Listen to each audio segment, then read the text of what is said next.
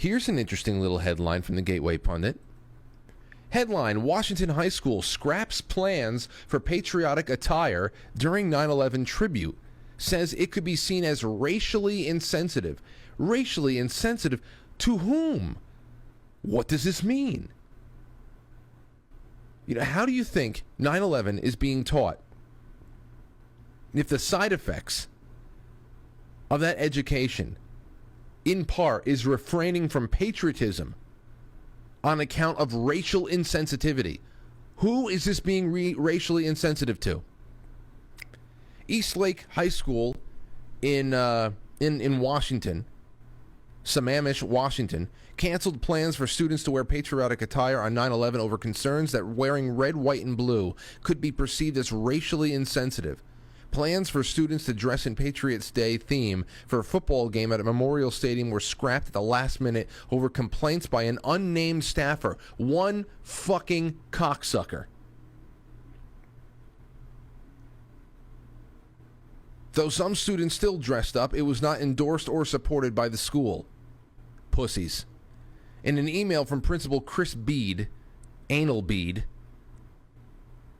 obtained by KTTH, he stated that the colors could unintentionally cause offense to some who see it differently. Who see what differently? Can you imagine if people started saying we should refrain from flying the American flags and being patriotic after we were thrown into World War II? No matter how we got drawn in, we were fighting the Germans, we were fighting the Italians, the Japanese. Can you imagine if we said, oh, no, this might be insensitive to all the Italian Americans here, especially those who are out fighting for the United States, and this would never happen. It would never happen.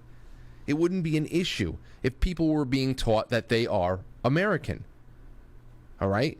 That no matter where they came from, no matter where their families came from, this is our shared priority now. But it's not. America is the land of 10,000 offenses, and this is nothing but a communal tax pit. The only thing America is whatever kind of job you have.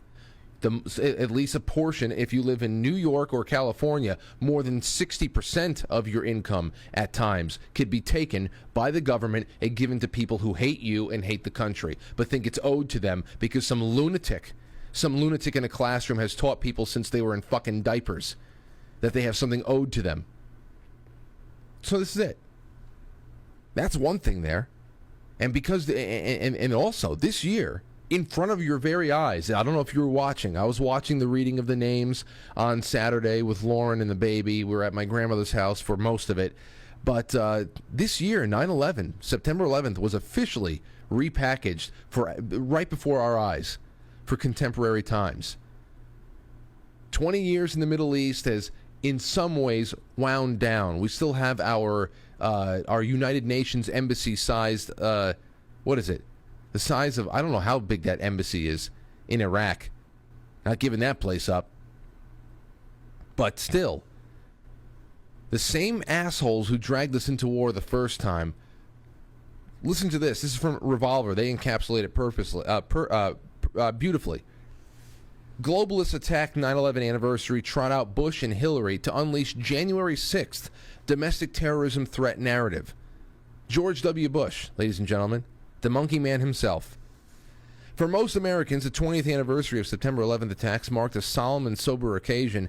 It was a day to remember the deadliest foreign attack ever made on American soil, and a day to remember many heroes who gave their lives saving others. It was also a day to consider the many ways America has gone astray in those 2 decades since. But our demented ruling class think differently than the plebes they governed. They used the 20th anniversary of 9/11 to mount a full-court propaganda press to portray their fellow Americans as terrorist threats. They even trotted out 2 aging past their prime twin towers of American politics to push their malevolent narrative. Never let a crisis go to waste, as they say. Hillary Clinton set the tone on CBS Morning Show. Listen to what this old rotting bastard had to say. We're concerned about internal threats. We always have to be aware. Oh, and there's Gail going, I hadn't thought about that. Very bold of you to take it. You're so astute. So astute. I didn't even think to go there. We've only been talking this way for months and months and months and months nonstop for the fake Bay of Pigs invasion on January 6th. But, go, lead us, kind sage. Actually, I am more concerned about internal threats. We always have to be aware of and protect against external threats. Which are you. You were the external threat then. Now you're the internal threat now. But what really is tearing our country apart and threatening our democracy is what we saw on January 6th. And I unfortunately have seen so much of that kind of continuing divisiveness and hatred and ideological attitudes about our democracy. Yes. Well, we all hate you. You are very, very soundly hated by anybody who knows anything about anything.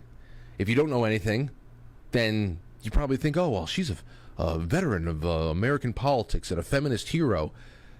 You're a sagging piece of shit. And I hope this is the episode that takes me off of YouTube. You saggy bastard. And that's where they went with it. Now, as far as George Bush goes, holy hell. Here we see here. Oh, wait, she also added to that. Listen to this. We can take anything. We can overcome anything. We can come back from anything if we're united.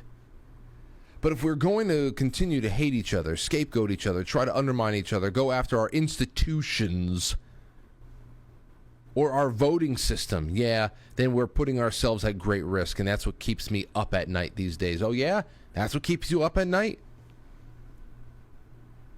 That's what keeps her up at night.